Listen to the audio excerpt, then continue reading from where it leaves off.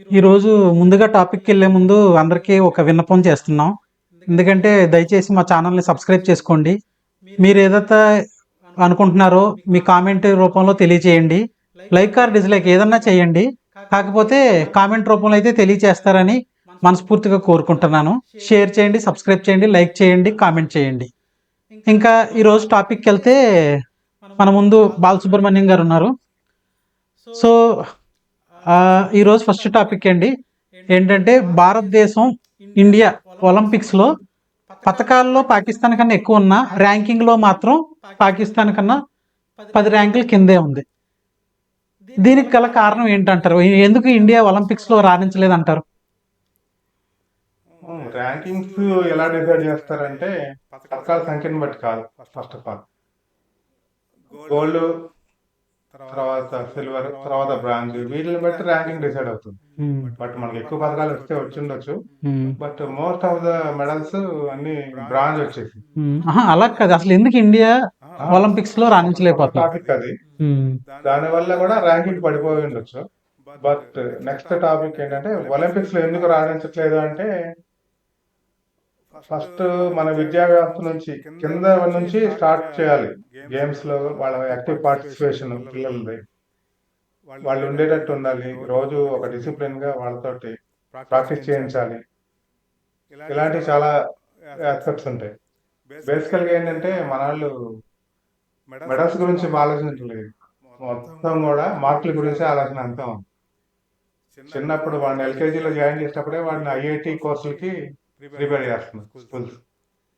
వాడు 24 గంటలు ఫారం కోల్లాగా పెంచితే మనం ఒక రూమ్ లో పెట్టేసి 24 గంటలు వాడిని మార్కులు ఈ ఫార్ములా చదువు ఇరిచి అంటా ఉంటే వాడికి ఇంకా వేరే వైపు ధ్యాస మళ్లించడానికే ఉండట్లేదు. ఓహో, స్పోర్ట్స్ కూడా ఉంటాయా అన్న విషయం కూడా వాళ్ళు చాలా మందికి తెలియదు పిల్లలు. దానికి కారణం మెయిన్ పేరెంట్స్. తర్వాత విద్యా వ్యవస్థ ఎవరైతే డిజైన్ చేశారో వాళ్ళు కూడా. విద్యా వ్యవస్థలో ఖచ్చితంగా వ్యాయామం, ఆటలు పార్ట్ గా ఉండేవి అంతకుముందు.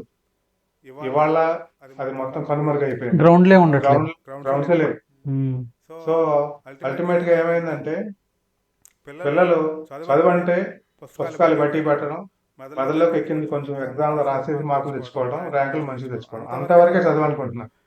కానీ శారీరక ప్రకృతం, వ్యాయామం ఇలాంటివన్నీ కూడా మనకు సంబంధం లేని విషయాలు అనుకుంటున్నారు.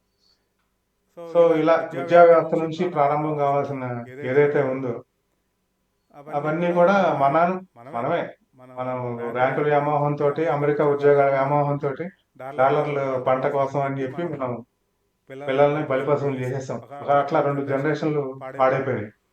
సో ఇప్పటి నుంచి కానీ స్టార్ట్ చేస్తే కొంచెం నిదానంగా పిల్లల్లో ఇప్పుడు మొన్న ఒలింపిక్స్ మెడల్స్ వచ్చి చూసిన తర్వాత కొంతమంది ఓకే మేము కూడా ట్రై చేస్తాం, కొంత స్పోర్ట్స్ లోకి వెళదామనే ఆలోచన వస్తుంది. అట్లా ఇప్పటి నుంచి అన్న ట్రై చేస్తే నెక్స్ట్ ఇమీడియట్ ఒలింపిక్స్ కాకుండా ఆ తర్వాత అయినా కానీ మెడల్స్ వచ్చే అవకాశం ఉంది. సెలవు అంటే ఎందుకు సెలవిస్తున్నారు ఇవాళ మా వాడికి స్లిప్ టెస్ట్ పెట్టాలి కదా మీరు మ్యాథ్స్ అనే పేరెంట్స్ కూడా ఉన్నారు. అండర్స్టూడ్. సో ఇదండి బాలసుబ్రహ్మణ్యం గారి వ్యూ. సో మీ వ్యూ ఏంటో చెప్పండి. ఇండియా ఎందుకు ఒలింపిక్స్ లో వెనకబడి ఉంది, అలాగే విద్యా వ్యవస్థలో వాళ్ళ యొక్క షెడ్యూల్స్ కానీ ఇవి కానీ ఎందుకు ఓన్లీ వాళ్ళని ప్రెజరైజ్ చేసేటట్టు చదువు పరంగానే ఉన్నాయో మీరు మీ కామెంట్స్ రూపంలో తెలియజేస్తారని మనస్ఫూర్తిగా కోరుకుంటున్నాను.